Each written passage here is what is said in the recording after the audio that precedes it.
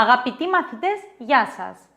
Σήμερα θα απαντήσουμε στην ερώτηση του μαθητή μας Γιωρίς, ο οποίος μας ρώτησε πότε χρησιμοποιούμε τις λέξεις τότε και μετά από. Καταρχάς, και οι δύο λέξεις είναι χρονικά επιρρήματα. Απαντούν στην ερώτηση πότε και δείχνουν τον χρόνο που έγινε κάτι. Και τα δύο μπορεί να αναφέρονται είτε στο παρελθόν είτε στο μέλλον, ανάλογα με το πώς τα χρησιμοποιούμε στην πρόταση.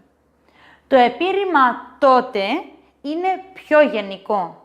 Για παράδειγμα, δεν τον ξαναείδα από τότε που ήμασταν νέοι. Δεν γνωρίζουμε για πότε μιλά, απλώς καταλαβαίνουμε ότι έχει περάσει αρκετός καιρός από τότε που τον είδε τελευταία φορά. Άλλο ένα παράδειγμα είναι τότε η ζωή μας ήταν πιο απλή. Τώρα δεν είμαστε ευχαριστημένοι με τίποτα.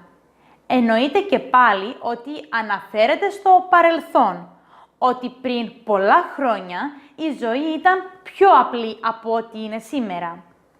Από το νόημα της πρότασης καταλαβαίνουμε ότι το τότε δείχνει μέλλον, δηλαδή τον Ιούνιο δίνω τις τελευταίες εξετάσεις και τότε θα πάρω το δίπλωμά μου.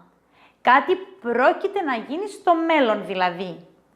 Μόλις μου τηλεφωνήσει ότι έφτασε στο αεροδρόμιο, τότε θα πάω να την πάρω με το αυτοκίνητό μου.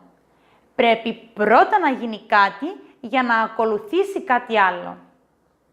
Ακόμη η φράση που σας αποχαιρετώ κάποιες φορές, μέχρι τότε για χαρά, δείχνει κάτι πιο γενικό. Δεν σας λέω κάποια συγκεκριμένη ημέρα, αλλά μέχρι την επόμενη φορά που θα τα ξαναπούμε.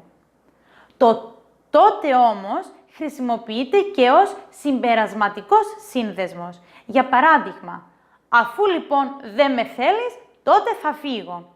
Ή αν δεν έρθει και σήμερα, τότε θα τηλεφωνήσω στο σπίτι του. Δείχνει δηλαδή μία απόφαση που παίρνει κάποιος. Η λέξη μετά από ή μετά είναι πιο συγκεκριμένη, γιατί θα αναφέρω ότι μετά από κάτι θα κάνω ή θα γίνει κάτι άλλο. Συνώνυμες λέξεις είναι το αργότερα και το ύστερα. Για παράδειγμα, μετά τη δουλειά θα πάμε στο εστιατόριο για φαγητό ή μετά από το μάθημα θα πάμε για καφέ. Προηγείται πρώτα κάτι και μετά θα κάνω κάτι άλλο. Βέβαια, το μετά δηλώνει και την αιτία ή τη συνέπεια, όπως στην πρόταση «Μετά από όσα σου έκανε, συνεχίζεις να του μιλάς», δηλαδή, ενώ σου έχει φερθεί πολύ άσχημα, συνεχίζεις να του μιλάς. Ακόμη, άλλαξε τη συμπεριφορά της μετά τις συμβουλές της.